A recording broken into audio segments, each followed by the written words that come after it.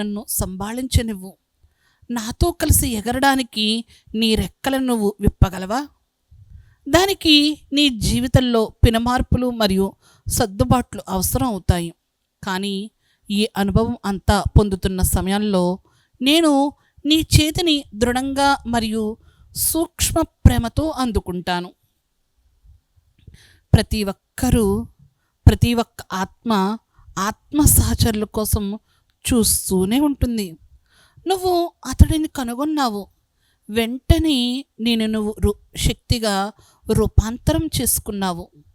ఇలా జరిగిన వెంటనే దైవాన్ని తెలుసుకున్న వ్యక్తులందరూ నీ ప్రేమికులయ్యారు. ప్రియతమా, నువ్వు చూడలేవా? వేలాది మందికి ఆనందం యొక్క అసలైన శక్తిని నువ్వు అందిస్తావు మరియు సూక్ష్మమైన ప్రతిధ్వనుల్లో కోటాను కోట్ల మందికి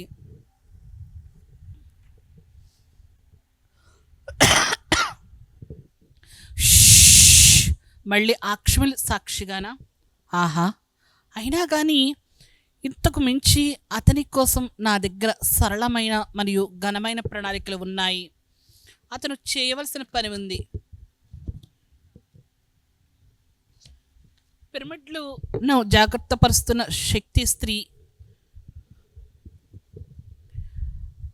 టియోటి హాకిన్ వద్ద తన సమక్షం ద్వారా అతను సహకరించడంలో ఆశ్చర్యమేమీ లేదు. అన్ని ఆవృత్తులను ముగించండి. ఇదే సమయం. పిల్లలు, భర్త, ఇకపై సృష్టితోనే నీ వివాహం. ఆశ్చర్యాలు, అవును, అవి వస్తాయి, కానీ అవి వెళ్ళిపోతాయి కూడా. ప్రియమైన శక్తి, మన సమయం ఆసన్నమైంది. బాబాజీ, నాకు ఒక ప్రణాళిక ఉంది. నవంబర్ 17, 2003 9వ జ్ఞాపిక, ఉదయం 5:17. సృష్టి యొక్క గుసగుస దివ్యామృతంలా విచ్చుకుంటుంది. నువ్వు ఎక్కడ ఉన్నా నేను అక్కడే ఉన్నాను. మార్మికులారా, అన్ని చింతలను మరియు విచారాలను నాకు వదిలేయండి. నువ్వు ఇప్పుడు పాదాలను చూడు. నేను నా శక్తిని నీ ద్వారా చూస్తాను. నా బాలుడు మరియు నా ఆత్మ సహచరి నాకు ఒక ప్రణాళిక ఉంది. శతకోటి కొవ్వొత్తులను వెలిగించాల్సి ఉంది. గుర్తింపు యొక్క కన్నీరా, నీ నవ్వు నన్ను పిలిచింది. నాకు నవ్వడం అంటే ఇష్టమని నా బాలుడికి తెలుసు.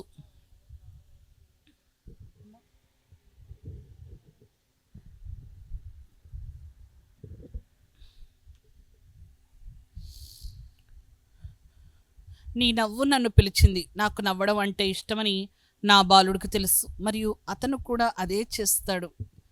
స్వస్థత చేకూర్చే పవిత్ర జలాల సరస్సు వద్దకు రా. నేను కాదు, నువ్వు కాదు.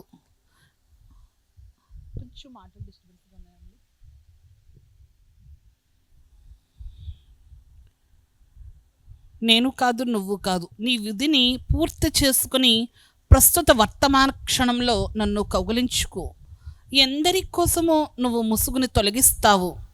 గుర్తింపు పొందడం గురించి భయపడవద్దు. నీ వినయం నాకు సంతోషాన్ని కలిగిస్తుంది. అయినా కానీ వచ్చే దానిని నువ్వు అంగీకరించడమే నాకు కావాలి. నాకు ఒక ప్రణాళిక ఉంది, గుర్తుందా? ఒక శక్తిలాగా నీవు సంప్రదించబడతావు. మనం ఒకరికొకరం చెందడంతో పాటు విశ్వం యొక్క శాశ్వతమైన జీవితానికి చెందుతాము. వాయువు యొక్క మధువును నేను నీ నోటిలో ఉంచాను. మనం అభ్యర్థించిన వ్రాసిన తరువాత 21 రోజుల వరకు మౌనంగా ఉండు.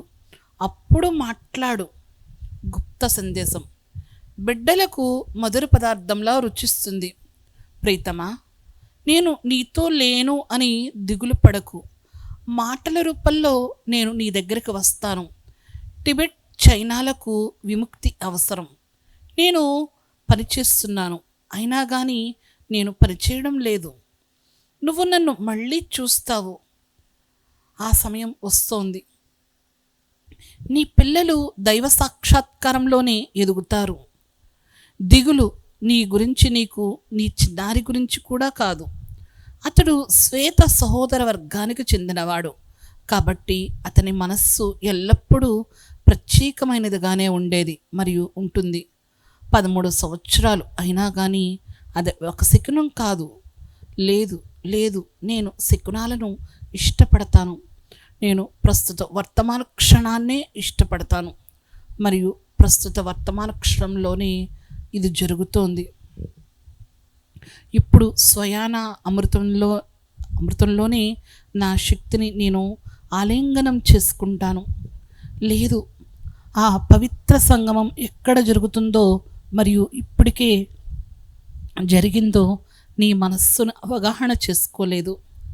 దివ్య ప్రేమ యొక్క భావప్రాప్తి కోటాను కోట్ల మందికి స్వస్థత చేకూర్చుతుంది. నేను చెప్పిన దాన్ని యథాతథంగా తీసుకోవద్దు, అయినా కానీ తీసుకో. నువ్వు ముందుగా త్రికోణంలోకి ఊగి నువ్వు దేనినైతే బాంధవ్యం అంటున్నావో దాన్ని గుర్తు చేయాలి.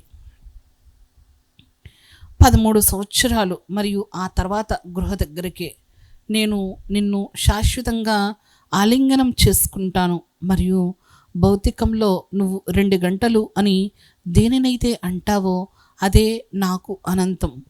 మౌనంగా ఉండు, కేవలం వ్రాయి. నీ హృదయం చెప్పినప్పుడే ఈ సందేశాన్ని పంచుకో. నీ మనస్సు కోరుకున్నప్పుడు కాదు మరియు కేవలం 3 వ్యక్తులతోనే. ఆమె ఆమె ఓమే ఓమే ఓమే ఓమే ఓం. నేను ఎవ్వరికీ చెందను, అయినా కానీ నేను శాశ్వతంగా నీవాడిని. కాలం అనేది లేనప్పుడే యుగాల క్రితమే మనం దీనిపై అంగీకారానికి వచ్చాము. మీ భూగ్రహంపై శాంతిని పునరుద్ధరించే సంకల్పంతో మనం మహాకారణ శరీరాలను ఐక్యం చేద్దాం.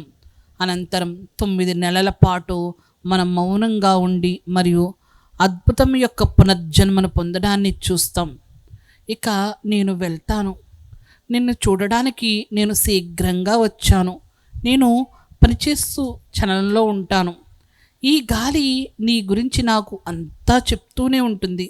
నేను గాలిలోనూ మరియు నీ శ్వాస యొక్క స్వభావంలోనూ ఉన్నాను. నేను ఒక ప్రేమ యొక్క గ్రహణం త్వరలోని 7 రోజుల రూపాంతరీకరణ, శాశ్వతత్వం యొక్క 2 గంటలు, ఎప్పటికీ నిలిచి ఉండే మహోన్నతమైన ప్రేమ క్రాదకు జన్మనిస్తాయి.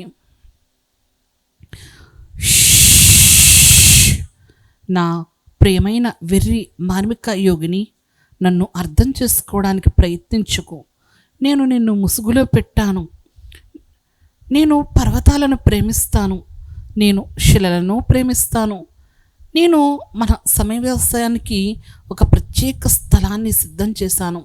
అక్కడ ఒక పవిత్రమైన నావ ద్వారా నా నిరాకార బాహువులు నిన్ను శాశ్వతంగా అదృశ్యం చేస్తాయి.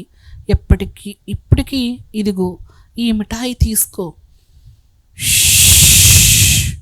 మరియు ఇప్పుడు నాట్యం చెయ్యి.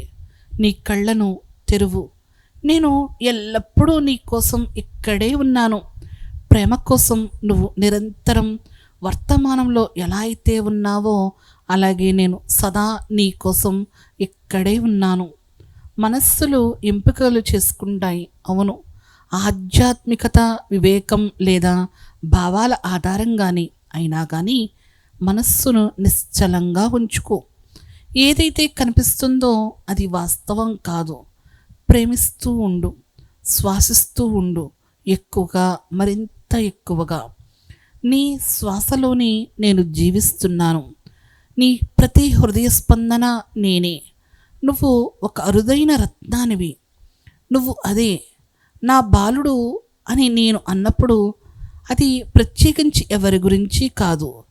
నేను బాలుడిని అంటే యంగ్ ఎనర్జీనిగా మాట్లాడుతున్నాను. ఆహా, నువ్వు ట్రిక్ అయ్యావా? మనస్సు దాని పని అది చేయడానికే ఉద్దేశించబడింది. దానికి చెందిన ఏ ప్రక్రియను నిరాకరించవద్దు.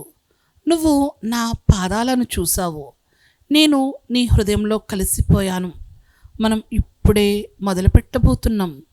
ఇది కేవలం దివ్య కలయికకు ముందర దివ్య కలయిక ముందు మాత్రమే నేను ఈ మాటలను ఎంచుకున్నప్పుడు వాటికి భావనాపరంగా ఏ అర్థము ఉండకూడదని నా ఉద్దేశం. నన్ను అనుభూతి చెందు, నన్ను జీవించు. త్వరగా ప్రస్తుత వర్తమాన క్షణంలో నేను నిన్ను ఎంతోమంది దగ్గరికి పంపించాను. వాళ్ళ కోసం నువ్వు నీ చేతుల్లోకి తీసుకుంటున్న బాధ్యత వారి భావనలను విశ్వాసాలను ధ్వంసం చేస్తుంది అన్నది అర్థం చేసుకో, మాస్టర్స్తో సహా. ఇది నీ పని, గుర్తుంచుకో. దివ్య సహోదర వర్గం కోసం దివ్య ప్రేమ, దానికి ప్రతిఫలంగా నువ్వు మానవతతో మెలగడానికి కావలసిన నైపుణ్యాలను నేర్చుకుంటావు. నేను ఇక్కడ నీలా ఉన్నాను. ఒక సాక్షి యొక్క పోషించాల్సిన పాత్ర కేవలం గమనించేవాడుగా ఉండడం మాత్రమే కాదు. ఫ్రెండ్స్, ఈ జ్ఞానాన్ని పొందడానికంటే ఒక అర్హత కావాలి ఫ్రెండ్స్. ఇది అల్లాటప్ప మాటలైతే కాదు, కాలక్షేప కబుర్లా మాత్రం వినవద్దు. ఎందుకంటే బాబాజీ గారి నుంచి వచ్చే అమృతతుల్యమైన వాక్కులను వినడానికి అందరూ దయచేసి జ్ఞానంలో కూర్చోండి. దయచేసి కళ్ళు తెరిచి చూడొద్దు ఫ్రెండ్స్. ఇది చాలా చాలా శక్తివంతమైన మాటలు. మిమ్మల్ని ఒక ట్రాన్స్లోకి తీసుకెళ్ళగల శక్తి ఈ మాటలకు ఉంది. దీన్ని తప్పుగా భావించవద్దు, మీకు అర్థం కాలేదని అనుకోవద్దు. దయచేసి మీరు చదివి విని కొలిది ఒక ట్రాన్స్లోకి వెళ్ళడం ఎంతోమంది. ఎందుకంటే మేము ఇది చదవడం ఇది ఇక్కడ మొట్టమొదటిసారి అయితే కాదు ఫ్రెండ్స్. ఎన్నో గ్రూప్స్లో చదివాము, ఎన్నో స్టేజ్ల మీద చదివాము. ఇక్కడ ఈ సమయంలో మీకు అందించబడుతుంది. నిర్లక్ష్య భావనతో ఇక్కడ దయచేసి మాట్లాడవద్దు. దయచేసి శ్రద్ధతో వినడానికి ప్రయత్నించండి. నేను ఎల్లప్పుడూ నీ కోసం ఇక్కడే ఉన్నాను, ప్రేమ కోసం. నువ్వు నిరంతరం వర్తమానంలో ఎలా అయితే ఉన్నావో అలాగే నేను సదా నీ కోసం ఇక్కడే ఉన్నాను. మనస్సులు ఎంపిక చేసుకుంటాయి, అవును, ఆధ్యాత్మికత, వివేకం లేదా భావాల ఆధారంగానే. అయినా కానీ మనస్సుని నిశ్చలంగా ఉంచుకో. ఏదైతే కనిపిస్తుందో అది వాస్తవం కాదు. ప్రేమిస్తూ ఉండు, శ్వాసిస్తూ ఉండు, ఎక్కువగా, మరింత ఎక్కువగా. నీ శ్వాసలోని నేను జీవిస్తున్నాను. నీ ప్రతి హృదయ స్పందన నేనే. నువ్వు ఒక అరుదైన రత్నానివి. నువ్వు అదే నా బాలుడు, నువ్వు అదే నా బాలుడు అని నేను అన్నప్పుడు ప్రత్యేక గురించి ఎవ్వరి గురించి కాదు. నువ్వు నా కోసం ఎందుకు వెతుకుతున్నావు ప్రీతమా? నీవు నన్ను వినలేవా? నువ్వు నా ఆత్మ సహచరణివి. ఆ 6 నెలల కాలం సమీపిస్తుంది. నువ్వు ఇంకా మరియు ఇంకా ఎక్కువగా కన్నీళ్లలో కరిగిపోతావు.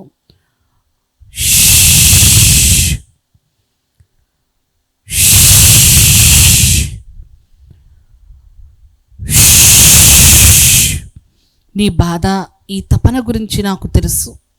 నేను సహాయం చేయాలనుకుంటున్న వాళ్లకు నువ్వు కనిపించవు. నువ్వు కూడా నాలాగే గాలిలో దాగి ఉన్నావు. కొంతమంది చూడగలరు, కానీ ఆ కొంతమంది బెదిరిపోవచ్చు. మరియు అది మంచిది, చాలా మంచిది. నేను ఇక్కడే ఉన్నాను. నీలిరంగు తేజస్తో నేను నిన్ను కప్పేశాను. ఆహా, నువ్వు నా చిత్రాన్ని చూస్తున్నావు. నిన్ను నా చేతుల్లోకి తీసుకోవాలనుకుంటున్నాను. నీ మనస్సును నేను చదువుతున్నాను. నువ్వు నీ ఊహతో ఆటలాడుతున్నావని అనుకుంటున్నావా? లేదా దాంతో నీవా? నన్ను నవ్వని నా కుడి చెయ్యి నేను కదిలించాను. నాకు ఒక కోరిక ఉండేది, ఒక నియమిత కార్యం మరియు శక్తి ద్వారా కోట్లాది మందిని చేరుకోవడం సులభం. నీ వినయం నాకు ప్రేరణనిస్తోంది. వినయం ఏమిటి అని నువ్వు అనుకుంటున్నావా? నీ పట్ల నువ్వు అంత కఠినంగా ఎందుకు ఉంటావు? నువ్వు సహాయం చేయకుండా ఉండలేవు, శ్వాసను ఆపలేవు. అయినా కానీ నువ్వు ఆపేశావు. మహాసాగరంలోని బిందువుల్లా త్వరలోనే నువ్వు జ్ఞాపకం చేసుకోవడం ప్రారంభిస్తావు. నువ్వు ఇతరులకు అందించాలని నేను కోరుకుంటున్న సమాచారం అంతా అందించడానికి 23 నెలలు పడుతుంది. ఇప్పుడు నా పుష్పం పట్ల శ్రద్ధంగా చూసుకుని తోటమాలిని నేను వెతకాల్సిన అవసరం ఉంది. ఆ పరిమళం స్వస్థత చేకూర్చేదే. ఆ పరిమళాన్ని ఆగ్రహించే ఎవరికైనా అది స్వస్థత చేకూరుస్తుంది. ఆహా, మరియు నీ పరిమళాన్ని నేను శ్వాసిస్తాను. పగటి వెలుతురు యొక్క కణాలు ఓ బొగ్గు ఓ ఓ బొగ్గు ఒక చెయ్య మరియు ఆ ఈక వద్దు. అర్థం చేసుకోవడానికి ప్రయత్నించుకు. నేను పదాలకు అతీతం. బాబాజీ, మీరు నిజంగానే ఇక్కడ ఉన్నారా? అవును, అవును, అవును. మానవ రూపంలో వెలిసి మానవ రూపంలో ఉన్న నేను, నా శక్తి చెవిటిదని నేను మర్చిపోయాను. పరిహాసం చేశాను. ఆహాహాహా.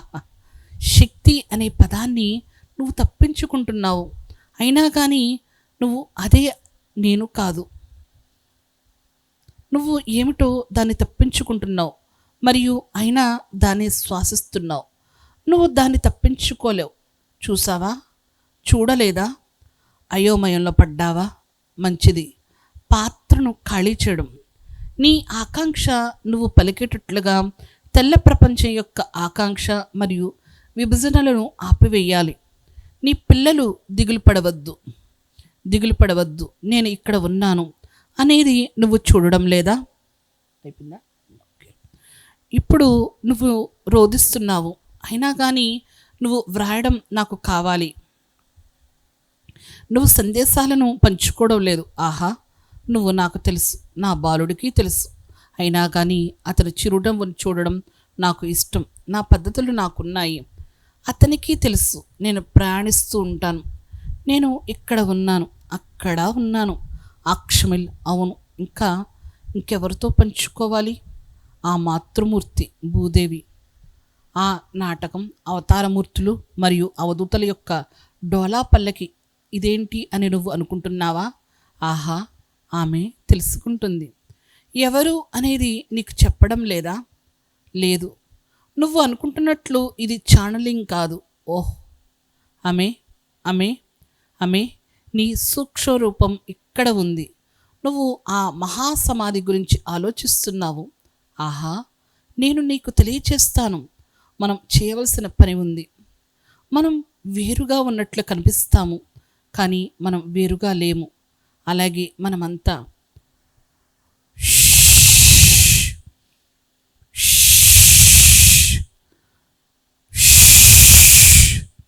నువ్వు తినడం లేదు.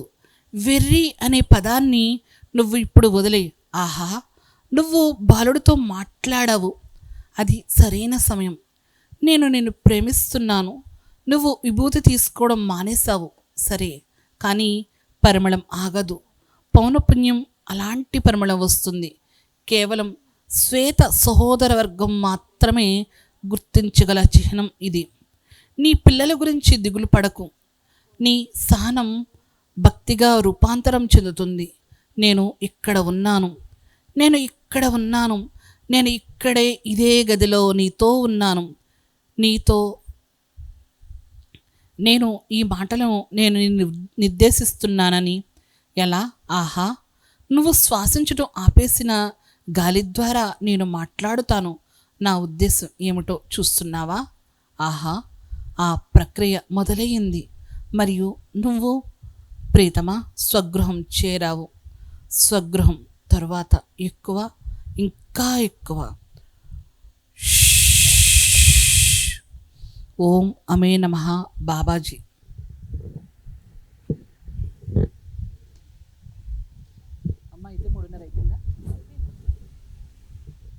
ఫ్రెండ్స్, ఇప్పటి వరకు మనం ఎంత అద్భుతంగా జ్ఞాన స్థితిలో ఉన్నాము. మీ బాడీ ఎంత పూర్తిగా నార్మల్ స్థితికి రావాలనుకోండి ఫ్రెండ్స్.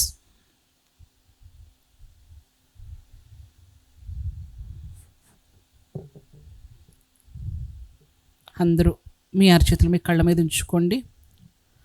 5 4 3 2 1 0. మీ కళ్ళని నెమ్మదిగా తెరిచి మీ అరచేతులు చూసుకోండి.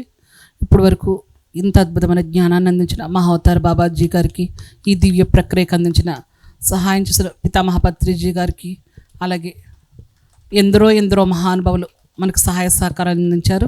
వారందరికీ మనం కృతజ్ఞతలు క్లాప్స్ రూపంలో ధన్యవాదాలు తెలియజేద్దాము. Thank you so much friends. ఇంత చక్కటి అవకాశాన్ని ఇచ్చిన ఈ దారపల్లి టీం అందరికీ కూడా పేరు పేరున నేను నా హృదయపూర్వమైన కృతజ్ఞతలు తెలియజేస్తున్నాను. విన్న మీ అందరికీ కూడా కృతజ్ఞతలు తెలియజేస్తున్నాను. Thank you so much friends. Thank you madam. చాలా అద్భుతంగా ప్రేమకు ఆహ్వానం అనే జ్ఞానాన్ని మనందరికీ అందించినటువంటి పుష్ప మేడం గారికి ఇప్పుడు చిరు సత్కారం చేసుకుందాము. Music please. అలాగే సునీత మేడం గారిని వేదిక మీదకి రావాల్సిందిగా కోరుచున్నాము. ఆవిడ యొక్క జ్ఞానాన్ని కూడా ఇప్పుడు మనం అందుకుందాము.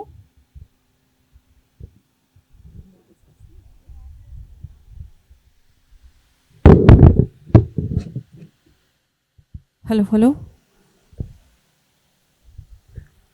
సునీత మేడం గారు, తాడేపల్లిగూడెం నుంచి వచ్చినటువంటి సునీత మేడం గారు వేదిక మీదకి రావాల్సిందిగా కోరుచున్నాము. ఇప్పుడు ఆవిడ యొక్క అద్భుతమైన జ్ఞానాన్ని తీసుకుందాము. అలాగే ఇప్పుడు మనకి ప్రేమకు ఆహ్వానం అన్న దాన్ని ఎంతో చక్కగా వివరించి మన చేత ధ్యానం చేయించినటువంటి పుష్ప మేడం గారికి సత్కారం చేసుకుంటున్నాము. Thank you so much madam, అద్భుతమైన జ్ఞానాన్ని మాకు అందించినందుకు. అలాగే మనము మరిన్ని కార్యక్రమాలు చేసుకోవడం కానీ మరింత జ్ఞానం తెలుసుకోవడం కోసం మన పిఎంసి వాళ్ళు కొత్త బిల్డింగ్ని ఎల్బీ నగర్లోన మెట్రో స్టేషన్ పక్కన 300 గజాలు కొనడం జరిగింది. సో దానికి ఏంటంటే ఒక గజం యొక్క కాస్ట్ 1,15,000. దీనికోసం ఒక 300 మంది కుదిరినట్టయితే దీన్ని మనము కొనుగోలు చేసుకోవచ్చు. సో దీనికోసం ఎవరైనా మీరందరూ కూడా ఇందులో భాగస్వాములు కావాల్సిందిగా కోరుచున్నాము. మరిన్ని వివరాల కోసం ఇక్కడ పిఎంసి వాళ్ళ స్టాల్ ఉంది. సో మీరు అక్కడికి వెళ్ళి మరిన్ని వివరాలు తెలుసుకొని ఇందులో భాగస్వాములు కావాల్సిందిగా కోరుచున్నాం.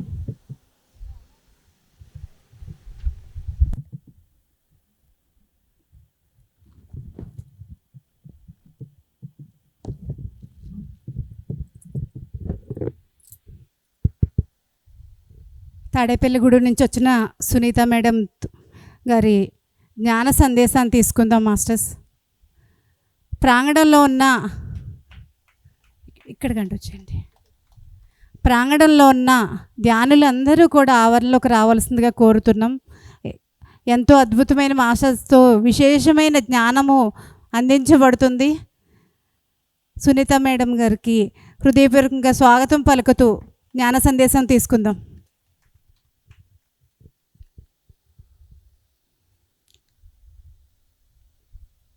ముందుగా బ్రహ్మర్షి పితామహ పత్రిజీకి, స్వర్ణమాల అమ్మకు హృదయపూర్వక నమస్కారాలు తెలియజేద్దామండి. గట్టిగా చప్పట్లు.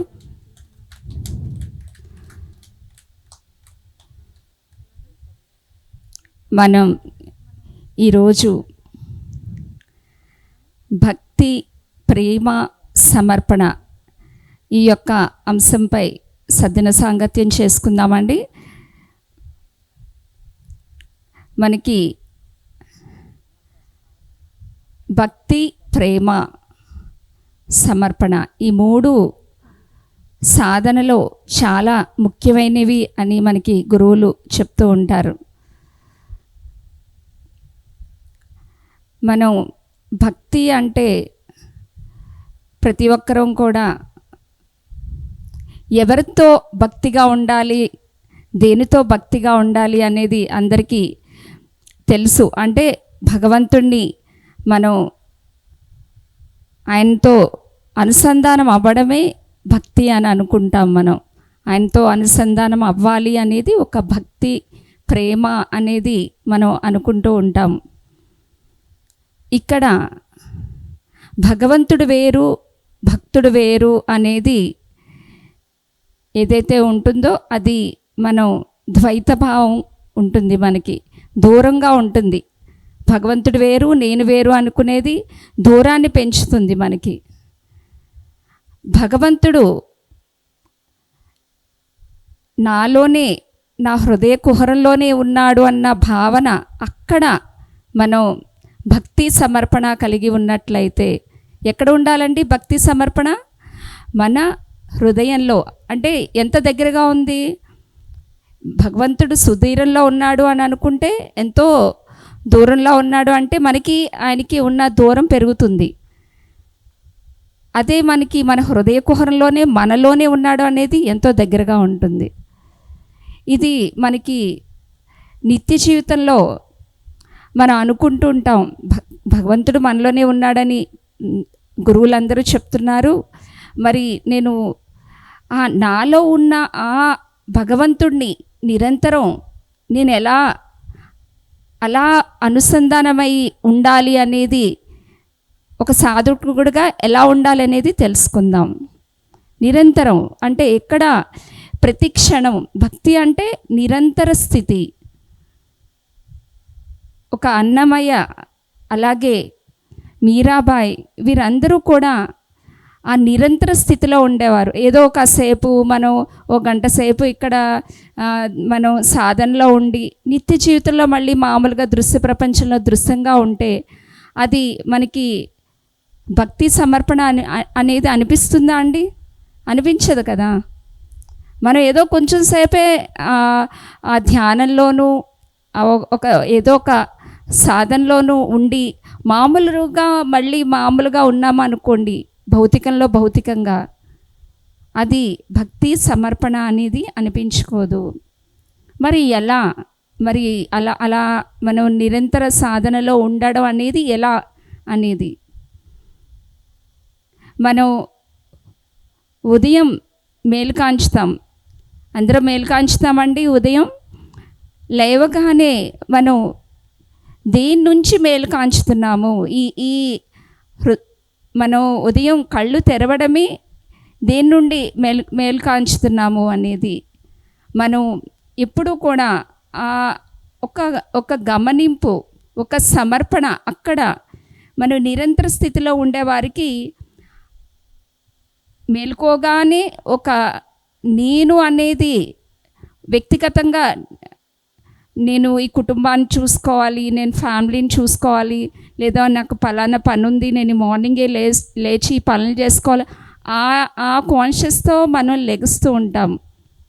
కానీ ఆ లేచే ముందు అంటే మనం ఈ సృష్టిని దర్శించడానికి మేలు కాంచుతున్నాను ఆ బ్రహ్మతత్వంతో, నాలో ఉన్న ఆ సంకల్పమే అహం ఇత్యేవ విభావయే భవానీ, అహం ఆ సమిష్టి అహం ఏదైతే ఉందో, నాలో ఆ ఆత్మ చైతన్యం ఏదైతే ఉందో దాని యొక్క ప్రకాశంతో నేను మేలుకాంచుతున్నాను అనే భావం మనలో ఉన్నప్పుడు మనకి ఆ భగవతత్వంతో మేలుకోవడం అనేది జరుగుతుంది. భగవతత్వంతో మేలుకుంటాం. అప్పుడు మనం ఆ మేలుకొల్పులోనే దినచర్య చాలా అద్భుతంగా ఉంటుందండి. అంటే సమిష్టి సంకల్పంతో ఎప్పుడైతే మేలుకాంచుతామో మనం దినచర్యలో మనం ప్రతి పనిలోనూ ఆ భగవతత్వాన్ని చూడగలుగుతాము. ఒక గృహిణి తన నిత్య జీవితంలో పనులన్నీ చేసుకుంటుంది. మీరాబాయి ప్రతి పనిలోనూ శ్రీకృష్ణుల వారు ఉన్నారు అని మనకి ఆమె యొక్క కథలో మనం తెలుసుకున్నాం. ఆవిడ విసురుతుంటే దాంట్లో కూడా ఆయన పాల్గొన్నారు అనేది మనం ఆ కథల్లో మనం తెలుసుకున్నాం. అంటే ఇక్కడ వారు అలా మనం సినిమాలు చూసినప్పుడు, వారి యొక్క కథలు చదివినప్పుడు నిజంగా కృష్ణుడు అలా వచ్చి సహాయం చేశాడా అనేది మనకు అనిపిస్తూ ఉంటుంది. కానీ ఈ మేలుకాంచినప్పుడే భగవతత్వం నుండి మేలుకాంచుతున్నాననేది పట్టుకుంటే గనక, ఆ స్ఫురణ మనకి ఉన్నట్లయితే గనక, అంటే మేలు కాంచే ముందు ఆ నేను అనేదాన్ని మనం ఎప్పుడైతే స్ఫురిస్తామో ప్రతి పనిలోనూ ఆ లోపలున్న ఆ భగవతత్వం హృదయ స్పందనతో మనం పనిచేయడం అనేది జరుగుతుంది. అలాగే మనం యాంత్రికంగా జీవించేస్తూ ఉంటాం. అసలు ఉదయం లేవగానే మనం సూర్యోదయాన్ని అనుభూతిని చెందాలి. లేవడంతో మనం దినచర్యల్లో పనిలో పనిగా మనం హడావిడి జీవితంలో జీవించేస్తూ ఉంటాం. అలా కాకుండా లేవడమే, మనం నిద్ర మేలుకునేటప్పుడే భగవంత స్ఫురణతో మనం మేలుకుంటాము. తర్వాత స్థితిలో కూడా మనం సూర్యోదయం మనకి విచ్చుకుంటుంది. మన ఇలా లేవాలనేది మనకి నిద్రపోయేటప్పుడు తామసం ఆవరిస్తూ ఉంటుంది. మన నిద్రపోయేటప్పుడు అది గనక మనకి లేకపోతే మనం నిద్రపోలేము. ఆ నిద్ర సుఖానుభవాన్ని అనుభవించలేము. మళ్ళీ ఉదయం మేలుకాంచగానే మనకి ఆ విచ్చుకునే తత్వం వస్తుంది. అంటే ఒక ఉత్సాహం, మనం పనులు చేసుకోవడానికి కావలసిన శక్తి సామర్థ్యాలు, మనం ఏదైతే సంకల్పాల్లో ఈరోజు మనం ఏం చెయ్యాలనుకుంటున్నామో అవి చెయ్యాలనేది ఒక విచ్చుకునే తత్వం ఎక్కడి నుంచి వస్తుంది? మనం సూర్యోదయానికి ఒక పువ్వు చక్కగా అలా విచ్చుకుంటుంది. దాన్ని విచ్చుకోమని మనం ఏమైనా దాన్ని ప్రోగ్రామ్ చేస్తామండి? నువ్వు విచ్చుకో అని అంటామా? అది సహజంగా విచ్చుకుంటుంది. ఆ యొక్క సూర్యకిరణాల యొక్క ప్రాణశక్తితో విచ్చుకుంటుంది. మనం కూడా ఉదయం మేలు కాంచుకునేటప్పుడు కూడా ఆ రకమైన శక్తి సామర్థ్యాన్ని విచ్చుకునే తత్వంతో మనం అలా ఉంటాం. ఇది కనుక మనకు తెలుసుకున్నాం అనుకోండి, నిత్య జీవితంలో ఒక నిస్సారంగా పనిచేసేది ఉండదు. చాలామందికి ఉంటుంది జీవితం, ఏదో జీవించేస్తున్నాం, ఈరోజు ఇలా గడిచిపోయింది. ఎలా ఉన్నారు అంటే ఏదో ఇలా ఉన్నామండి, ఏదో అన్నీ ఒక సరిగ్గా జరగటం లేదు, నిస్సారంగా ఉంది, అయోమయంగా ఉంది, ఇలాంటివన్నీ చెప్తూ ఉంటారు చాలామంది. నేను ఒక ఆనంద స్థితిలో ఉన్నాననేది అనుభూతి ఉండదు చాలామందిలో. ఇది ఎందుకు జరుగుతుంది అంటే నిత్య జీవితంలో ప్రకృతికి అనుగుణంగా ఉండలేనప్పుడు ఇలాంటివన్నీ మనం ఫేస్ చేస్తూ ఉంటాం. ఎప్పుడైతే మనం నిత్య జీవితంలో సూర్యోదయము ఆ యొక్క అనుభూతిని ఎప్పుడైతే అనుభూతిని చెందుతామో, ఆ విచ్చుకునే తత్వం ఎప్పుడైతే అనుభూతిని చెందుతామో, ప్రతి పనిని ఇష్టతతో భగవద్భావంతో మనం చేయగలుగుతాము. మనం ఏ పని చేస్తున్నా, అంటే మనం వంట చేస్తున్నది చాలామంది అనుకుంటూ ఉంటారు, వంటే కదండి, డైలీ చేసే పనే కదా అది అని చిన్న చూపు చూస్తూ ఉంటారు. కానీ వంట అనేది కూడా ఒక గొప్ప కళాత్మకమైనది. అందులో మనం ఏ మాత్రం ఎక్కువ తక్కువగా ఉన్నా మన జీవితం తృప్తి పొందగలమా అంటే పుష్టిని పొందగలమా?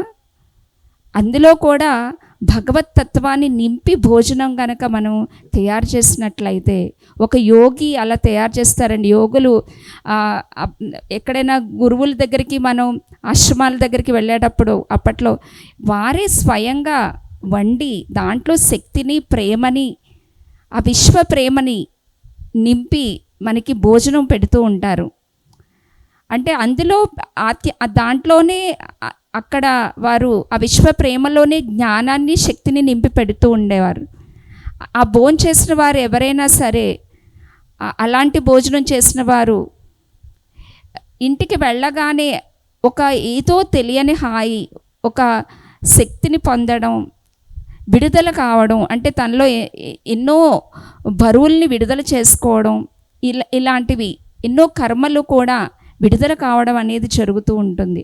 అంటే వాళ్ళు ఉన్నత స్థితికి వెళ్ళడానికి కావలసిన జ్ఞానాన్ని అక్కడ మేలుకోవడం అనేది జరుగుతుంది. అంటే ఒక వంట ప్రక్రియలో ఒక గురువు ఆయన మేలు కాంచేటప్పుడే ఎక్కడ పూర్తిగా పరమాత్మతత్వంతో పూర్ణంగా ఉండిన యోగులు మాత్రమే ఆ విధంగా చేయగలుగుతారండి. మనం ఏదో ఈరోజు యాంత్రికంగా ఈరోజు మనం పని చేయాలి కాబట్టి ఇక్కడ వంట చేసి పాడేశాను నేను, మీరు తినండి, ఇలా చాలామంది గృహిణులు ఉంటూ ఉంటారు. వంటని కూడా చాలా తక్కువగా చూస్తూ ఉంటారు.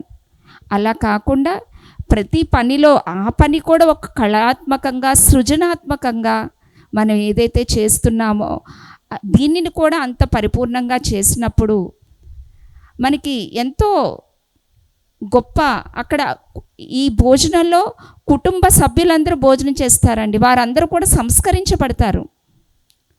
మనం సరైన భోజనం గనక ఆ ఆ భగవత్ స్థితితో గనక చేసిన వంటకం మనం తయారు చేసింది తిన్నప్పుడు ఇంటి వారిలో కూడా ఒక గొప్ప భగవతత్వాన్ని స్ఫురిస్తారు. దాన్ని ఆ పదార్థంలో ఒక మధురానుభూతిని పొందుతారు.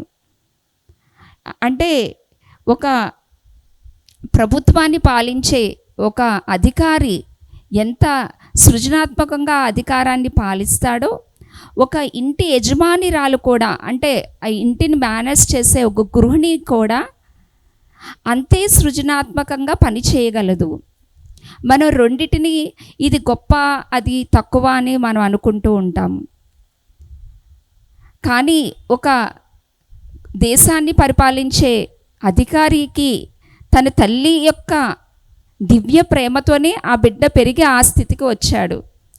అలాగే ఇక్కడ ఈ గృహిణి కూడా అలాంటి మర్యాద, అలాంటి గౌరవము, అలాంటి మనం సమాజంలో అలాంటిది ఇస్తున్నామా అండి? మనం అలా ఇవ్వటం లేదు.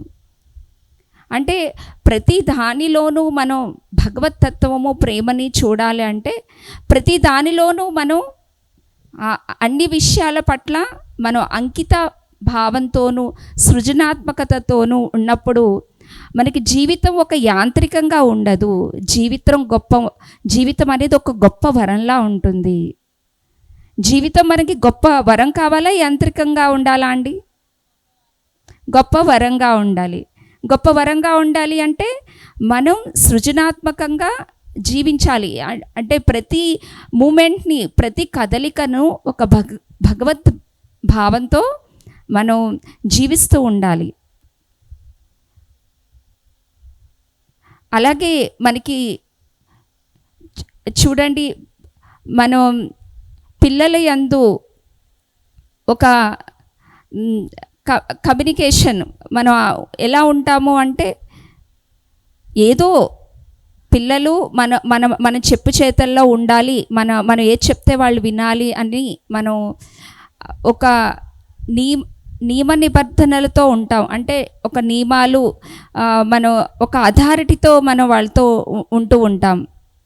మనం చెప్పిన మాట వాళ్ళు వినాలి, మనకు అనుగుణంగా వాళ్ళు పెరగాలి అని అనుకుంటూ ఉంటాం. ప్రతి తల్లిదండ్రులకి అది ఉంటుంది. మా ఆలోచనలు తగ్గట్టుగా, మా కోరికలకు తగ్గట్టుగా పిల్లలు పెరగాలి అని. కానీ వాళ్ళకి ఏ సృజనాత్మకత ఉంది, ఆ సృజనాత్మక తగ్గట్టుగా వాళ్ళలో ఆ ప్రతిభతో గొప్పతనాన్ని వ్యక్తం చేసుకోవాలని అనుకుంటామా అండి? ఏది గొప్పదనుంది? మన ఆలోచనలు తగ్గట్టుగా మనం ఫలానా ఇంజనీర్ కావాలి, డాక్టర్ కావాలి, మంచి పేరు తెచ్చుకోవాలని ప్రతి తల్లిదండ్రులకి ఉంటుంది. అలా పిల్లలు పెరగాలనేది గొప్ప విషయమా? వాళ్ళలో ఏ సృజనాత్మకత ఉందో దానికి తగ్గట్టుగా ఎదగడం అనేది గొప్ప విషయమా? గుడ్ మేడం, వారి యొక్క సృజనాత్మకతకు తగ్గట్టుగా పెరగడం అనేది గొప్ప విషయం. అప్పుడు వాళ్ళు ఈ రెండిట్లో ఏంటి తేడా? ఈ రెండిట్లో ఉన్నది తేడా ఏంటి? వాళ్ళకి ఇష్టంగా చేయగలుగుతారు. వాళ్ళు ఏది కావాలనుకుంటున్నారో దాన్ని ఇష్టంగా, అంకిత భావంతో, సమర్పణ భావంతో చేయాలనుకుంటారు. ఆ పని పట్ల భక్తి భావం కలిగి ఉంటారు. మనం భక్తి అంటే ఇంకెక్కడో భగవంతుడు ఉన్నాడని అనుకుంటాం కదా. ఒక గృహిణి, ఒక స్త్రీ, తల్లిదండ్రులు, అలా తల్లి తండ్రి ఆ విధంగా ఆలోచించినప్పుడు భక్తి ప్రేమ ఎక్కడ ఉంటుందండి? మనం పెంచే పిల్లల యందే భక్తి ప్రేమ ఉంది కదా, అక్కడ వేరే ఎక్కడో లేదు కదా. అలా ఉన్నప్పుడు అక్కడ మరి ఖచ్చితంగా ఆ పిల్లవాడు ఇష్టంగా, భక్తిగా ఆ పిల్లవాడికి ఉంది. ఈ తల్లిదండ్రులకు కూడా ఆ యొక్క దేనిలో పట్ల అయితే సృజనాత్మకత ఉందో దాన్ని గుర్తించిన దాని పట్ల భక్తి ప్రేమ ఉంది. అంటే ఒక కుటుంబంలోనే దీనికోసం ఎక్కడికో వెళ్ళి చదివి మనం నేర్చుకునేది కాదు. మన నిత్య జీవితంలో ఈ పాఠాలు నేర్చుకోవాలి. ఇలా నేర్చుకున్నప్పుడు మనం జీవితాన్ని పండించుకోగలుగుతాం, పరిపూర్ణమైన జీవితాన్ని జీవించగలుగుతాము. జీవితం అంటే మరెక్కడో మనం అనుకుంటాం ఇంకేదో కావాలి, ఇంకెక్కడి నుంచో ఏదో లేదు ఇవన్నీ ఉంటాయి కదండి. నేను ఎప్పటి నుంచో నేను ఈ సాధన చేస్తున్నాను, నాకు ఇంకా ఏదో తృప్తి లేదు, నాకు ఇంకా ఏదో తెలుసుకోవాలని లేదు, ఇన్ని ఉన్నాయి కానీ నాకు ఇంకా ఏదో లేదనేదే అనిపిస్తుంది అనేది మనకు ఉంటుంది కదా. ఇలా ఎందుకు ఉంటుంది? మనం ఉండాల్సిన ఆ నిత్య జీవితంలో పరిపూర్ణంగా ఉండటం లేదు, మనలో ఉన్న భగవంతుడితో పరిపూర్ణంగా ఉండటం లేదు. మనలో ఉన్న భగవంతుడితో మనం ఎప్పుడైతే పరిపూర్ణంగా ఉంటామో మనం అందరితో కూడా ఆ పరిపూర్ణతతో ఉండగలుగుతాము. ఇప్పుడు మనం నిద్ర మేలు కాంచడం తెలుసుకున్నాము. అలాగే మనం ఉదయం నేచర్తో ఎలా ఉండాలి అనేది తెలుసుకున్నాము. అంటే ప్రకృతితో ఎలా ఉండాలి అంటే మనం సూర్యోదయము, సూర్యాస్తమయము, అలాగే ప్రకృతి అంటే మనలో ఉన్న చుట్టుపక్కల ఉండే జంతువుల పట్ల, వీటి పట్ల జీవితంలో రోజులో కొంత సమయాన్నైనా మనం కేటాయించాలి. కొంత సమయాన్నైనా మనం కేటాయించినప్పుడు అప్పుడు మనం నేచర్తో పాటు కూడా మనం ఉండగలుగుతాము. సూర్యోదయంతో మనతో మనం ఉండినప్పుడు దానిలో భాగంగా మనం భావించగలుగుతాము. చంద్రోదయం అయినప్పుడు ఆ చంద్రోదయంతో కలిసినప్పుడు మనం వేరుగా లేవనే భావన వస్తుంది. ఈ నిత్య జీవితంలో మనకి ఇలా నేచర్తో మన ఒక భాగంగా మనం ఎప్పుడైతే ఉంటామో మనకి ప్రకృతికి వేరే భావన అనేది ఉండదు. మనం ఇక్కడ తెలుసుకున్నాం తల్లిదండ్రులు, పిల్లలు ఎలా ఈ సృజనాత్మకంగా భక్తి, ప్రేమ, సమర్పణతో ఉండాలో తెలుసుకున్నాము. అలాగే మన సమాజంలో కూడా మన సమాజంలో కూడా మనం అందరితో మంచిగా ప్రేమగా ఉన్నాము అని అనుకుంటాం. మన అందరూ చుట్టుపక్కల ఉన్న వాళ్ళందరితో బాగా ప్రేమగా ఉన్నాము, అందరితో నేను మంచిగా ఉన్నానని అనుకుంటాం. కానీ మనం ఆధ్యాత్మికంగా గమనించినట్లయితే మనం ఇద్దరు మనుషుల మధ్య ఉండేటప్పుడు వీరు ఫలానా అని వారి వ్యక్తిత్వాన్ని బట్టి మనం వాళ్ళతో మాట్లాడుతూ ఉంటాం. వీరు ఫలానా పేరు అనేది తెలుసు, ఈ శరీరాన్ని గుర్తించడానికే పేరు, కానీ ఆ పేరు గుర్తు రాగానే ఆవిడ ఫలానా, అంతకుముందు ఇలా చేశారు, అలా చేశారు, అవన్నీ మైండ్లో పెట్టుకుని మనం వాళ్ళతో సంభాషిస్తూ ఉంటాం. అప్పుడు మనం భక్తి, ప్రేమ, సమర్పణ ఉన్నట్ట కాదు కదా. మనం ఏదైతే ఇరువురు మధ్య చోటు ఏదైతే ఉందో, ఇరువురు మధ్య భగవతత్వం ఏదైతే ఉందో ఆ సమర్పణలో అంటే మన హృదయ కుహరంలో ఏదైతే ఆత్మ పదార్థం, చైతన్యం అనేది ఉందని మనం అనుకుంటున్నామో దాని నుండే ఆ వ్యక్తిని మనం స్ఫురించి ఆ హృదయాన్ని కలయిక చేసినట్లయితే ఇరువురు మధ్య ఇంకా ఎప్పుడైనా ఏమైనా మనకి భేదాభిప్రాయాలు ఉంటాయా అండి? ఉండవు కదా. ఎందుకు? మన మైండ్తో అంతకుముందు ఆ మనిషిని చూసింది, ఆ రూపము, ఆ సంఘటనలతో మనం దాని దృష్టిలో పెట్టుకుని మాట్లాడామనుకోండి, తృప్తిగా మాట్లాడగలమా ఇంకొక వ్యక్తితో? తృప్తిగా మనం మాట్లాడలేము. ఎందుకు అంటే దీన్ని భక్తి సమర్పణ మిస్ అవుతుంది కదా. అక్కడ ప్రేమ, భక్తి అనేది మనకి దాన్ని మనం అందిపుచ్చుకోలేము. ఎప్పుడైతే ఈ రెండు కలయిక జరుగుతుందో సమాజంలో కూడా మనం ఆ ఇరువురు మధ్య భక్తి, ప్రేమ, సమర్పణ ప్రతి ఒక్కరిలోనూ ఆత్మస్ఫురణను చూస్తూ జాగృతమవుతూ నిత్య జీవితంలో పరిపూర్ణమైన జీవితాన్ని జీవించగలుగుతాము. ఓకే ఫ్రెండ్స్, ఈ యొక్క అవకాశాన్ని అందించిన ఈ యొక్క బుద్ధ పౌర్ణమి సందర్భంగా ఈ యొక్క ధ్యాన యజ్ఞానికి హృదయపూర్వకంగా ధన్యవాదాలని తెలియచేసుకుంటున్నామండి. అలాగే ఈ ప్రోగ్రామ్ని ఆర్గనైజ్ చేసిన కమిటీ మెంబర్స్ అందరికీ హృదయపూర్వకంగా నమస్కరించుకుంటూ ధన్యవాదాలు. థ్యాంక్ యూ వెరీ మచ్ అండి. Thank you madam. భక్తి, ప్రేమ, సమర్పణ గురించి ఎంతో చక్కగా వివరించారు. ప్రతిరోజు మనం ఎరుకతో ఎలా జీవించాలి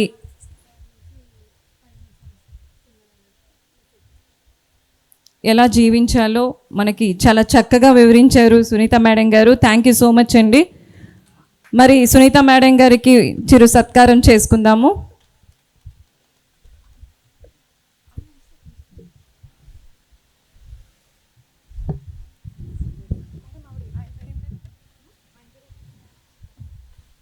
అలాగే రామకృష్ణ సారు వేదిక మీదకి రావాల్సిందిగా కోరుచున్నామండి.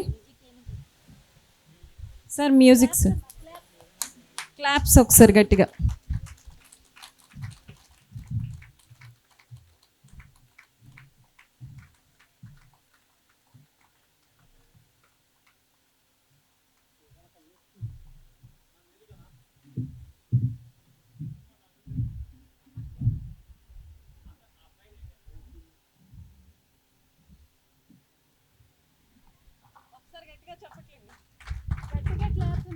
గట్టిగా. అలాగే ప్రాంగణంలో ఇంకా బయట ఉన్న వాళ్ళందరూ కూడాను దయచేసి వేదిక దగ్గరికి రావాల్సిందిగా కోరుచున్నామండి. ఎంతోమంది మాస్టర్ల యొక్క జ్ఞానాన్ని మనము ఇక్కడ కూర్చొని చక్కగా తీసుకుందాము. సో ప్రతి ఒక్కరు కూడాను వేదిక దగ్గర రావాలండి.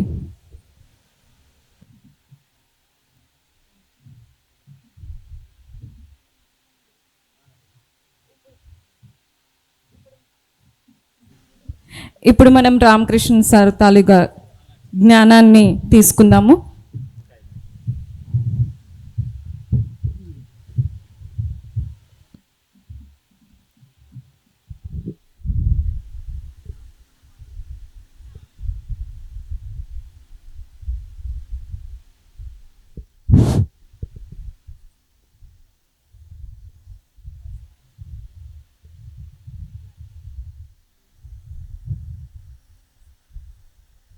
అందరికీ నమస్కారం. ముందుగా పత్రిజీ గారికి పాదపద్మాలకు నమస్కరిస్తూ, నా పేరు రామకృష్ణారావు. నేను యానాం నుంచి వస్తున్నాను. యానాంలో ఒక పిరమిడ్ నిర్మించడం జరిగింది. ఆ పిరమిడ్ ప్రతి పౌర్ణమి రోజు క్లాస్ కండక్ట్ చేయడం జరుగుతుంది. ఒక సీనియర్ మాస్టర్ వస్తారు, ధ్యానం గురించి చెప్తారు. ధ్యానం యొక్క లాభాలు, వాళ్ళ అనుభవాలు అన్నీ కూడా చక్కగా వివరించి చెప్తూ ఉంటారు. ఆ పిరమిడ్ ఎప్పుడు కూడా 24 గంటలు 7 days ఓపెన్ చేసే ఉంటుంది. పొద్దుట కానీ సాయంత్రం కానీ చాలామంది వచ్చి ధ్యానం చేసుకుంటూ ఉంటారు. కొంతమంది ధ్యానం నేర్చుకుంటారు, తెలియని వాళ్ళు వచ్చి. సో అలా రోజు జరిగే కార్యక్రమం. కానీ ఎప్పుడు ఎవరు వచ్చినా కూడా ప్రతిరోజు కూడా 4-5 భోజనం ఎప్పుడు ఉంటుంది. పౌర్ణమి రోజు మాత్రం ఒక 100 మంది వరకు వస్తారు ఇంచుమించు. అంతా కూడా చక్కగా ధ్యానం నేర్చుకుని, మా పిరమిడ్కి వచ్చిన వాళ్ళు ఇంచుమించు అందరూ మాస్టర్ల వరకు ఎదగడం జరిగింది. వాళ్ళ క్లాసులు కూడా చెప్తూ ఉంటారు ఆత్మజ్ఞానం గురించి ముఖ్యంగా. ఇప్పుడు నేను ఇచ్చే మెసేజ్ ఏంటంటే చాలా సింపుల్.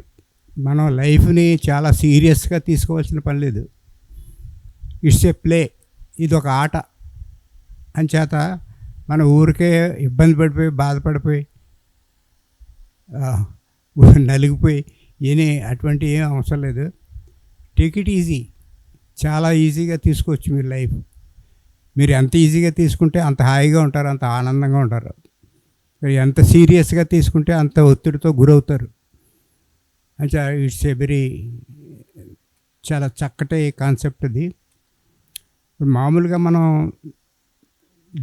దేవతలు, దేవుళ్ళు ఈ రకంగా ఆలోచన చేస్తే నేనేం చెప్తానంటే, బ్రహ్మ దేనికి మూలం? జ్ఞానానికి. బ్రహ్మదేవుడు జ్ఞానం, విష్ణువు ధర్మం, శివుడు శక్తి. సో జ్ఞానంతో ధర్మంగా జీవిస్తూ ముక్తిని ముక్తిని పొందండి. బ్రహ్మ జ్ఞానం, విష్ణు ధర్మం, శివుడు ముక్తి, మోక్షం. ఆయనే కదా మోక్షం ఇచ్చింది.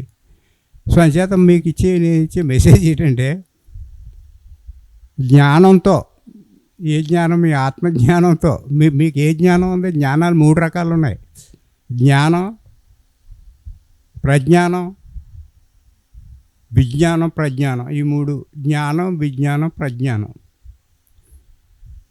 జ్ఞానం అంటే మామూలుగా అందరికీ ఉండేదే, కామన్ మానానికి ఉండేదే జ్ఞానం. ప్రతి ఒడికి కొంత కొద్ది గొప్ప జ్ఞానం ఉంటుంది. ఏదో భోజనం చేయాలనో, అది చేయాలనో, ఇది చేయాలో ఏదో ఉంటాయి కదా. విజ్ఞానం అంటే విజ్ఞానం వికసిస్తే ప్రజ్ఞానం పరవళిస్తుందట. అంటే మీరు అలా ధ్యానం అనేది చేయగా మీకు ఆ ధ్యానం అనేది పెరుగుతూ ఉంటుంది. అది ఆ ప్రజ్ఞానమే చనిపోయినప్పుడు మీకు కూడా వచ్చేది. అంతేగాని ఈ బాహ్య ప్రపంచంలో ఉన్న జ్ఞానం ఎందుకు పనికిరాదు అక్కడ. మనం ఏదో సైన్స్ నేర్చుకున్నాం, లెక్కలు నేర్చుకున్నాం, ఇవన్నీ కూడా వేస్ట్. ఈ జ్ఞానం ఇక్కడికి ఎందుకంటే ఈ భూలోకంలోకి వచ్చాం, ఇక్కడ బతకాలి. ఇక్కడ బతకాలంటే ఏం చేయాలి? ఏదో పని చేయాలి. ఏదో పని చేయాలంటే మనకి చదువు సంధ్యాలు ఉండాలి కదా, ఏదో జ్ఞానం ఉండాలి కదా. ఏ జ్ఞానం లేనివాడు ఎందుకు పనికిరాడు? మరి ఉద్యోగం ఎలా వస్తుంది? అంచేత ఏదో నేర్చుకుంటారు, సైన్సో లేకపోతే ఇదో అదో, డాక్టరో లేకపోతే ఇంజనీరో ఏదో అవుతావు. అయిన తర్వాత కుటుంబ పోషణకి డబ్బులు సంపాదించుకుని పోషించు. సో ఇదంతా బాహ్య ప్రపంచంలో మనం జరిపే జీవితం. అంతేగాని ఇది ఆత్మజ్ఞానం కాదు. ఇది ఆత్మజ్ఞానం ఎప్పుడు వస్తుందంటే మనం ధ్యానం చేయాలి, శ్వాస మీద ధ్యాస పెట్టాలి. శ్వాస అంటే ఏంటి? ప్రాణవాయువు శక్తి, ప్రాణశక్తి. సో ఆ ప్రాణశక్తి తనంతట తానే లోనకెళ్ళి బయటకు రావడం అనేది జరుగుతూ ఉంటుంది కదా. ఆ సహజంగా జరిగే శ్వాసను గమనించడమే మనం చేసేది, అదే ధ్యానం. సో అలా ధ్యానం చేయగలిగితే మీరేంటో మీకు తెలుస్తుంది. మీరు మొట్టమొదట మీకు కలిగే ఎరుక ఏంటంటే నేను ఈ శరీరాన్ని కాదు అనేది. నెక్స్ట్ నేను ఆత్మని అనే ఒక ఎరుక మీకు వస్తుంది మీరు ధ్యానం చేస్తే. డెప్త్లోకి వెళ్ళాలి. ధ్యానం అంటే మీకు 7 చక్రాలు ఉంటాయి వెన్నెముకన అనుకుని, ఆ 7 చక్రాలు యాక్టివేట్ అవ్వాలి. సో ఇలాంటి ఇవన్నీ జరిగిన తర్వాతే మీకు ఆరోగ్యం అనేది సమకూరడం, తర్వాత జ్ఞానం అనేది పెరగడం, ఆత్మజ్ఞానం మీరు ఎవరో తెలుసుకున్న తర్వాత మీరు అది నిజంగా అద్భుతమైన ప్రపంచం. అది మా మాటలతో వర్ణించలేము. మీరు దాన్ని అర్థం చేసుకోవడానికి మనకి మాటలు లేవు. అంటే ఒక కాన్సెప్ట్, మీరు ఎవరైనా దేవుడు, మనలో దేవుడు, మన జీవి, సోలు, అవన్నీ అంటూ ఉంటాం కదా మనం. సో దాన్ని డిస్క్రైబ్ చేసి మాటలతో చెప్పడం అనేది కష్టం. కానీ మీరు అనుభూతి చెందొచ్చు, మీరు అది దాన్ని భావించవచ్చు. అది చెందాలంటే అది అప్పో దీపో భావ అన్నారు కదా ఆయన. సో మీరే తెలుసుకోవాలి. ఇంకొకళ్ళు ఎవరో కొంచెం గైడెన్స్ ఇస్తారు తప్ప అంతకు మించి మీకు ఎక్కువ చేయలేరు. అయితే పత్రిజీ అంటే శ్వాసవి గురువు అన్నాడు కదా. మీరు శ్వాసను పట్టుకోండి, అదే గురువు కింద. శ్వాసను పట్టుకుని వదలకండి. ముందేంటంటే మనం శరీరాన్ని బంధించేస్తున్నాం, అన్ని అవయవాలు కట్టేస్తున్నాం కదా. శరీరం ఇదైపోయింది. నెక్స్ట్ మనసు శూన్యం చేసుకుంటున్నాం. మనసు శూన్యం అవుతుంది. ఆ తర్వాత శరీరం లేదు, మనసు లేదు, మన ఇంద్రియాలను మనం ఉపయోగించట్లేదు, అంటే శరీరాన్ని వాడట్లేదు, మనసుని శూన్యం చేస్తున్నాం. అప్పుడు మిగిలింది సోల్, ఆత్మ. అదే ఆత్మ. అది ఆ ఎరుక మీకు వస్తుంది ధ్యానం చేయడంతో. సో యాక్చువల్గా చెప్పాలంటే అమ్మా ఓకే. సో ఫైనల్గా ఏంటంటే మీరందరికీ నేను కోరుకునేది, అడ్వైజ్ చేసేది ఏంటంటే ధ్యానం చేయండి. మీరు ఎప్పుడు వీలుంటే అప్పుడు ధ్యానం చేయండి. కూర్చుని మీరు శ్వాస మీద ధ్యాసతో ధ్యానం చేయండి. అద్భుతాలన్నీ జరుగుతాయి. అంతా బాగుంటుంది, ఆరోగ్యంగా ఉంటారు, ఐశ్వర్యంతో ఉంటారు, సంపద అన్నీ మీ దగ్గరికి వస్తాయి. మీకు ఏది కావాలో అది వచ్చేస్తే మీరే కోరుకోవసరం లేదు, కోరుకోకుండా అన్నీ వస్తాయి. Okay, thank you very much. Thank you sir. మరి ఒక్కసారి రామకృష్ణ గారికి గట్టిగా చప్పట్లు కొడదాము, అద్భుతమైన సందేశాన్ని ఇచ్చారు. మరి వారికి ఒక చిరు సత్కారం అండి.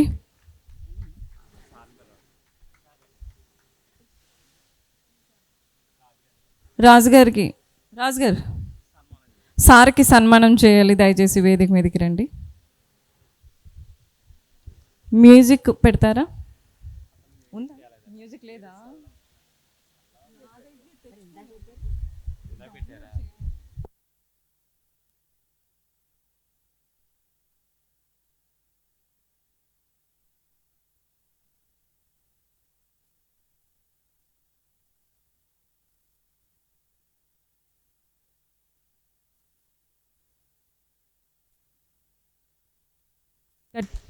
గట్టిగా చెప్పట్లండి.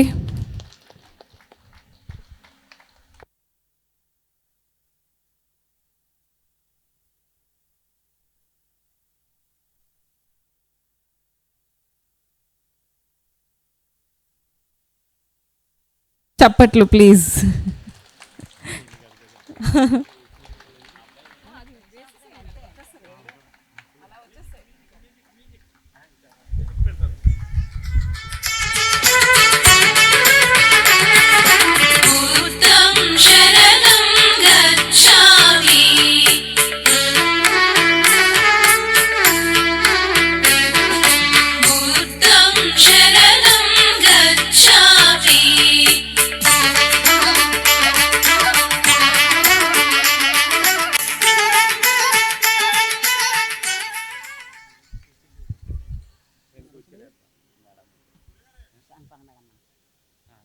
ఒకసారి అంటే వెళ్ళండి సార్. సార్ మ్యూజిక్ అంటే అతనికి ఇవ్వాలి.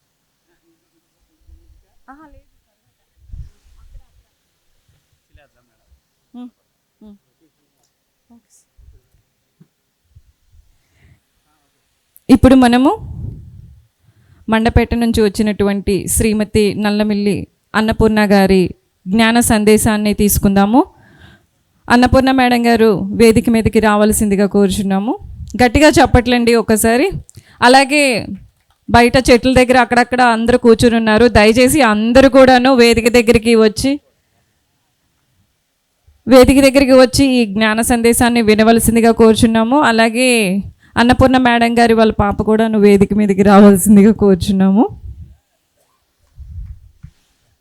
గట్టిగా చెప్పట్లండి.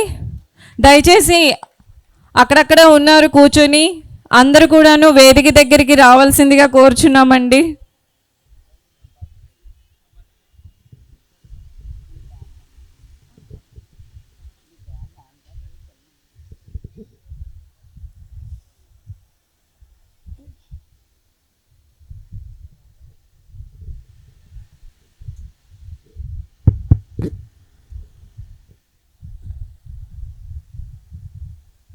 అందరూ ఒక 5 నిమిషాలు ధ్యానం చేద్దామండి. ఈలోపు మిగిలిన వాళ్ళు కూడా వచ్చి జాయిన్ అవుతారు.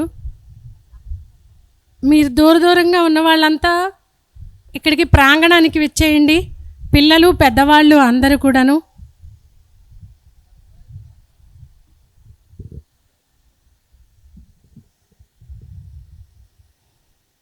పిల్లలు పెద్దవాళ్ళు భోజనం చేసిన తర్వాత మన విశ్రాంతి సమయం పూర్తయిపోయింది. మరియు ఇక్కడికి మనం జ్ఞానాన్ని అందుకోవడానికి వచ్చాము, ప్రకృతిలో గడపడానికి వచ్చాము. మరి ప్రకృతిలో గడపాలి, జ్ఞానాన్ని అందుకోవాలి, 2 పనులు చేయాలి. కాబట్టి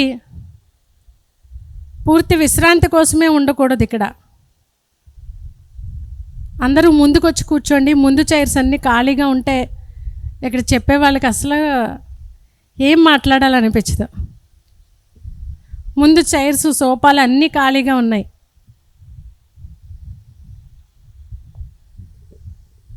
అందరు కూడా ముందుకు వచ్చేయండి.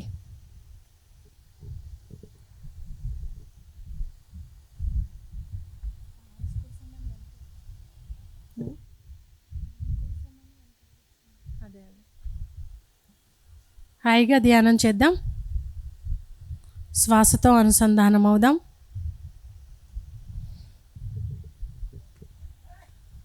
ఇటుపక్క ఎండ ఉంది కాబట్టి ఈ నీడలోకి వచ్చి కూర్చోండి. చక్కగా ఇటుపక్క నీడ ఉంది. శ్వాసానుసంధానం అవుదాం మిత్రులారా. ఒక 5 నిమిషాలు చక్కగా ఈ ప్రకృతిలో ఉదయం నుంచి ధ్యానం చేస్తూనే ఉన్నారు.